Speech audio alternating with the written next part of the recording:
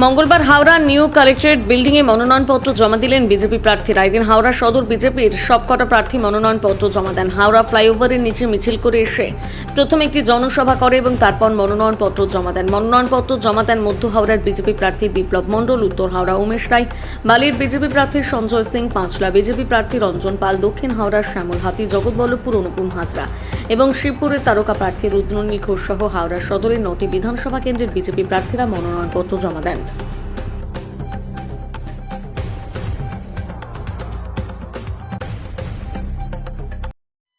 আমি 100% আশাবাদী, 100% আশাবাদী।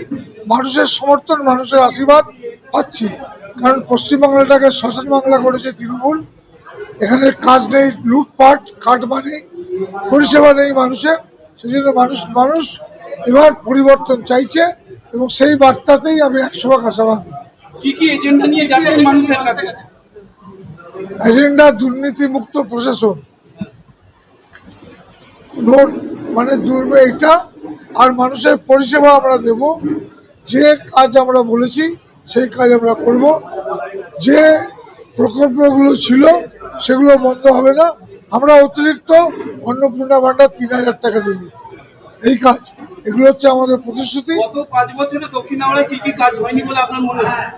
কাজ তো হয়নি, রাস্তাঘাট হয়নি, নিকাশি ব্যবস্থা হয়নি, আর সমস্ত হসপিটালের কাজ আছে, বর্জ্য পড়ে গেছে, রাস্তাঘাটে আবর্জনা পড়ে আছে, তার জন্য দুর্ঘটনা করতে পারে, এরকম অবস্থা একটা আছে। সেই কাজগুলো আমরা করবো। কর্পোরেশনে ভোট হয়নি, তার জন্য পরিষেবা পাচ্ছে না। সেই ব্যবস্থাগুলো আমরা আগে দেখবো। ইলেকশন জেতার পর যাতে কর্পোরেশনের নির্বাচন হয়, আমরা মহানগর নিগমের এটা হয়, নির্বাচন হয়, মানুষ পরিষেবা পায়, সেটা ভোটের সময় তারা আলাদা করে ভেবেছেন। এখন রাস্তাঘাটে নিরাপত্তা দিচ্ছেন, ভোটের দিনে আরো বেশি থাকবে এবং এজেন্ট, পার্টির এজেন্ট, তারা বুথের বাইরে থাকবে, ওয়েবকাস্টিং থাকবে, সবকিছু থাকবে।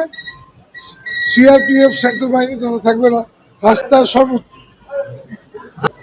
সিপিএম এর শক্তঘাটি যাদের জন্য, তারা মানুষ। তৃণমূলের শক্তঘাটি, তারাও মানুষ। বিজেপিকে জেতাবে সেই মানুষ। মূল কাজ কি থাকবে আপনি জিতে আসলে? মূল কাজ থাকবে যে কাজগুলো বাকি আছে, নাগরিক পরিষেবা, রাস্তাঘাট এবং আব্দুল রোডের সম্প্রসারণ, বাগসারা যে রেল ব্রিজের যে সমস্যা আছে সেটা আন্ডারপাস, এগুলো আমরা শুরু করব।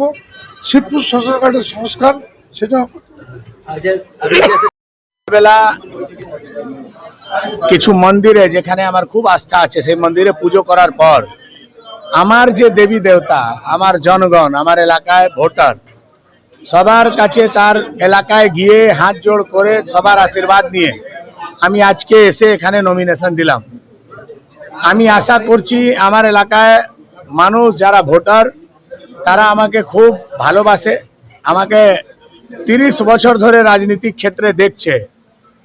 বিগত নির্বাচনেও আমার উপরে খুব আস্থা রেখেছিল, কিন্তু আমি সন্ত্রাসের সামনে হেরে গেছিলাম। এবার নির্বাচনে সন্ত্রাস হবে না। উত্তর হাওড়ার মানুষের যা পাওনা, 70 বছর যে সুবিধা পাইনি, সেই সুবিধার জন্য আমার কাছে আশা করেছে। আর আমি, আমার পূর্ণ বিশ্বাস আছে যে আমার পার্টি পশ্চিমবাংলায় সরকার গড়লেই আমরা সবার আশা পূরণ করব। উত্তর হাওড়া মানুষের যা চাহিদা, সে চাহিদা পূরণ করতে পারবো। বিগত 15-20 দিন ধরে আমি লাগাতার মানুষের কাছে যাচ্ছি। উত্তর হাওড়ার মানুষ যে দুর্ভোগের জীবন ভুগছে, তার থেকে বাইরে বের করার, মানুষকে তার পরিষেবা দেওয়ার আমি চেষ্টা করব। আমার সরকার হলেই নিশ্চিতভাবে আমি তাদের আশা পূরণ করব।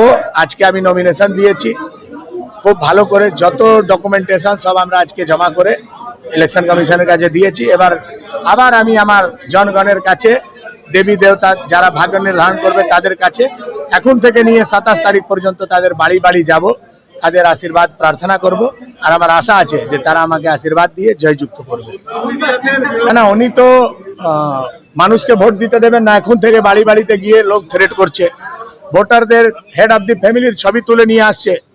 উনি যদি মানুষের ভোটে জিততেন তাহলে ওনাকে বিল্ডিং এ তালা মারা বম মারার দরকার কি ছিল? উনি 50,000-এও জিততে পারেন। যদি কাউকে ভোটই না দিতে দেবেন তাহলে উনি জিতবেন আর হারবেন কোথায় থেকে? উনি তো একটা ঘোষণাপত্রে দেখিয়েছেন যে উনি নাকি পুরো উত্তর হাওড়ায় পরিষ্কার পরিচ্ছন্ন করেছেন, ড্রেন পরিষ্কার সবকিছু করে ফেলেছেন।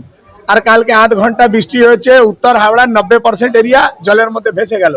সেটাই ওনার রিপোর্ট কার্ড, সেটাই ওনার রিপোর্ট কার্ড। ওনার কার্যকালে রাস্তায় ভোরবেলা মার্ডার হয়, আর যারা মার্ডার করে তারা ওনার চেলা, যার মার্ডার হয় সে ওনার চেলা।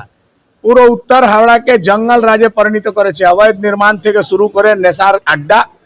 সে মানুষ খুব ভালো করে জানে যে উনি কত ভোটে জিতবেন হারবেন, সেটা আমি তো বলতে পারবো না, মানুষ ভোট দিলে জিততে পারবে। লাস্ট ইলেকশনে ছাপা ভোট মেরে, বম মেরে, লোকের বাড়িতে তালা বন্ধ করে 5,000 ভোটে জিতেছে। এবার 60,000 লোকের নাম বাদ গেছে।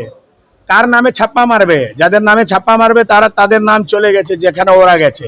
এবার তৃণমূলের কাছে কোনো স্কোপ নেই, দূর দূর পর্যন্ত ভারতীয় জনতা পার্টির সঙ্গে ইলেকশনে কোনো লড়াইতে উত্তর হাওড়ায় তৃণমূল কংগ্রেস নেই।